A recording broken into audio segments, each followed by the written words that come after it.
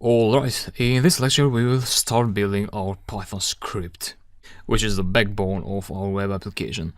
What we have so far is the front end, so we have the index.html page, which when you enter some data there and you submit, an HTTP post method is being triggered, and that post method navigates to this success.html site. And underneath this method is sending the email and the height. Now we want to make use of this pair of data and use it in Python. So, and we also got this static where we have this CSS file.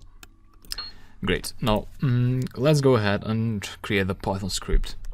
But first, as you know from the section where we built this website with Flask earlier in the course, you need to create a virtual environment. You can also make it without using a virtual environment, but it's a good idea to have it because it helps you isolate your environment in a fresh Python installation, which later you can use for deploying your web application on the cloud or on the web server. So I'll open a terminal here, shift right click, open command window here, and you want to make sure you have virtual env installed. So pip install virtual env, I have it installed. And then once you have installed it, you go ahead and say Python with the env flag venv and the name of the folder where you want your virtual environment to be created.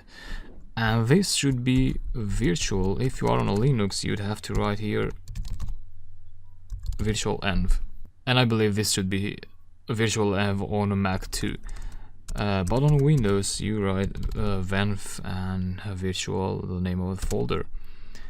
Yeah, that created an empty folder for now. Another folder is being populated with an installation of Python and pip as well.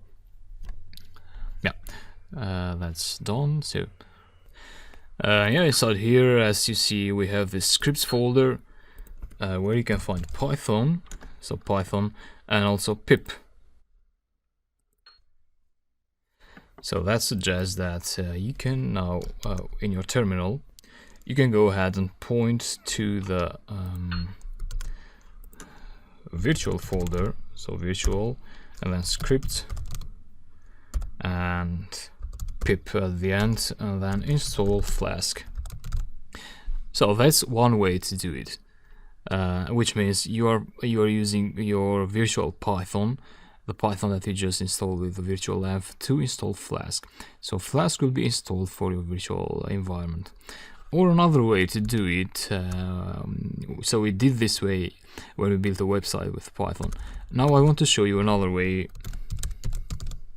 which goes by pointing to activate, which is here, activate, pointing to this bat file, and that will trigger your virtual environment in the console, which means if you just type Python now, that means the Python of your virtual environment will be triggered. So let me exit this. And similarly, when you run your Python Flask, you can do Python and the name of your app. Or you can do it the old way, like we used to do it, so virtual scripts and then /Python and then point to your app.py file. So some people use it explicitly without activating the environment, but some others just activate it and then they use that environment. Throughout these lectures, we'll be using this activate because I think will help us to be more focused on the main things and not think about passing paths there. And it's also good for me not to type this thing all the time while I'm talking. So I hope that is clear. So let me go ahead and do pip install Flask now. That was successful. And now I'll go ahead and open Atom. So make sure you open it in here. If you're using other editors, now you need to create a Python file in your main folder. So I'll call this app.py, And so that's in the same level with templates, static, and the virtual folder. So what I'll do now is I'll think about the structure of my app.py file. I'll create these functions and also import the libraries that I need. And for now, let's only think about how to get the email address and the height entered by the user. So we need Flask, from Flask import Flask. We also want the render template method, which will render our HTML templates. And we also need request from Flask. And with requests, we will be able to access these HTTP requests that is being made from the browser. And then we can read these requests, so we can fetch this email address and the height. We'll see how we'll implement that in a while. And then the usual things, so app equals to Flask and name. So I assume you know what these do, because you should have taken the lecture where we built this Flask website. So that should be clear. And yeah, then we need a function with a decorator. So app.root, and so when the user visits the home page, this function will be executed. Let's call this index. This will return render template index.html. So with this, Python should be able to go to the templates folder and get the index.html file and render it in the home page. That's clear, I believe. And yeah, we can test that, but first we need this block. So if name equals to main, which means if the script is being executed and not being imported, we'll execute these lines. So app.debug, we want to set it to true, and also app.run, we want to run the application in the default port. So if I don't give any port here, this application will run on port 5000. If you want to specify a port, you do something like 5001, for instance. I'll leave it empty. Yes, this should work now, so I'll go ahead and try this. And I'm using my computer terminal because the terminal embedded in Atom was having some bug at the moment. So it's the same thing, that shouldn't be a problem. Yeah, so I'm in an active virtual environment there, so I'll go ahead and python app.py and execute. So this is saying that my application is running on this IP, which is equivalent to localhost and column 5000. So I'll trigger the browser now and go to localhost 5000. Yeah, here is the application. It looks pretty much done, but we're not there yet. We have quite a lot of things to do. So this is not even finding the success.html page. And it says the requested URL was not found on the server. And the reason to that is because this index.html, so when the user presses that button, this action is being executed. So the application is trying to find the success.html, but it doesn't find it, and the reason to that is because we haven't rendered that HTML file in any of our mappings here. So here we are mapping this URL, and there we are rendering this index.html, but not success.html. So we want to create a decorator here, app.root, and how can we call that URL? Well, let's say success. So let's beat the same name with success.html. They can be different, but it doesn't matter. So when this URL is visited, we want to execute this function. Let's call this success as well. And we want to say render template success.html. Actually, yeah, return render template success.html. Now this will almost work. Let me save the script.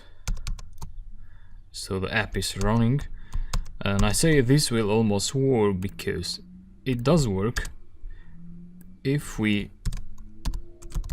visit the URL manually. But if we try to send some data to the server, this still doesn't work, as you see. The reason for that is because in the index.html page, as I said, this is just rendering a file which Flask is not being able to find. So you need to pass Jinja to placeholders here with these double curly brackets. So you would say URL for success. Good. Now I still expect to get another error, but let's see what we get this time. So I want to go step by step, one step at a time, so that you understand things. Yeah. Submit. And this says method not allowed this time. The method is not allowed for the request URL.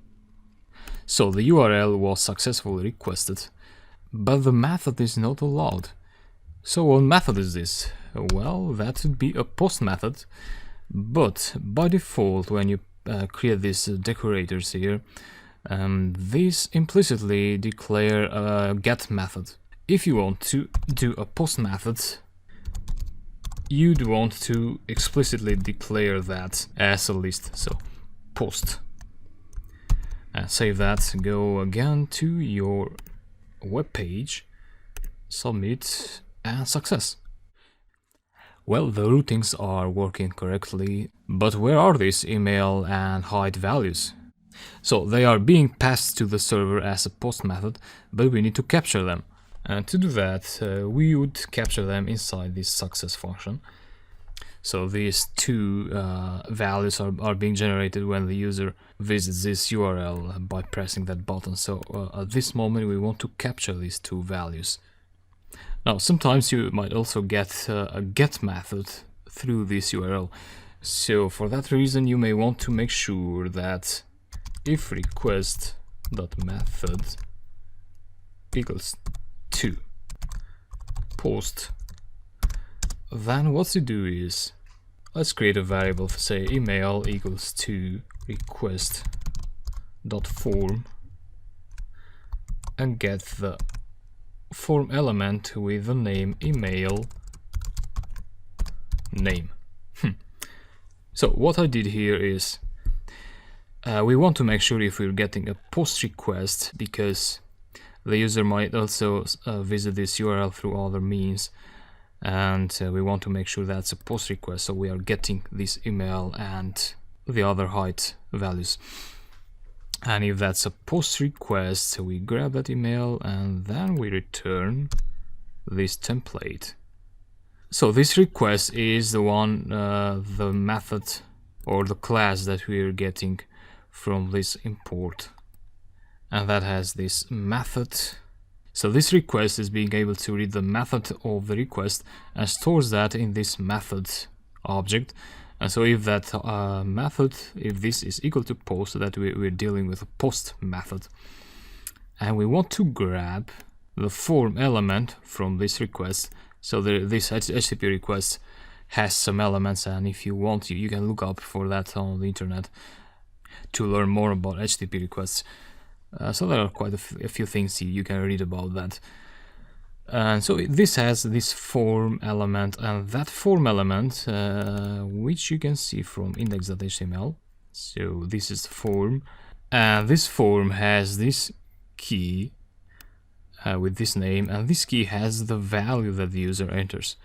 So what I could do here, before I go to the height, I could print out the email and see what happens. But I have to keep the console open there.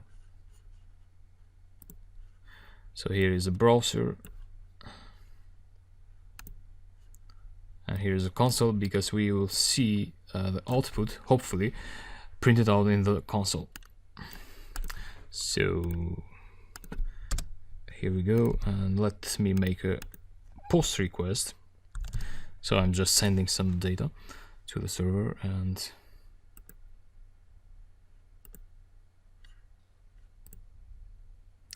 obviously this console was from another process that didn't have to do with what we're doing here. So this is the console I wanted to see. And yeah, here we can see the two requests. So the first is a get request, which was the index.html page. So when I reloaded the index.html page, we got a get request. But then I entered this data, and that was a post request to this URL. So the first was the home page, so the slash, and the second was the success URL. And you can see the email address here printed out.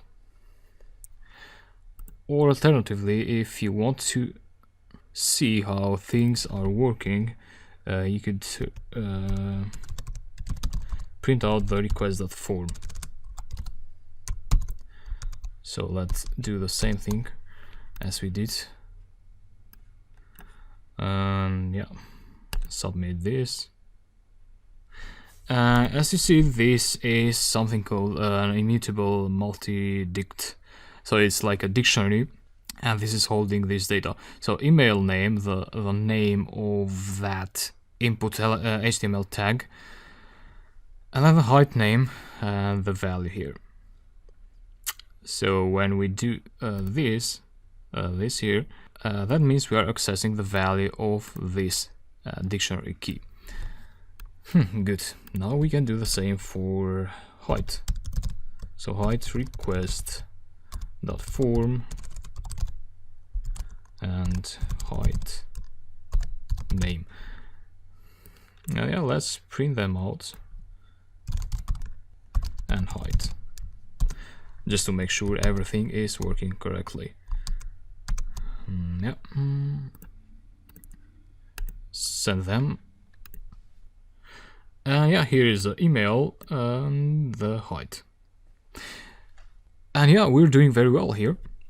We were able to get these two pieces of data. Then what we need to do next is we need to set up this database and then store this data in the database. So we'll be working on PostgreSQL. We'll be doing that throughout the next lectures. So talk to you in the next lecture then.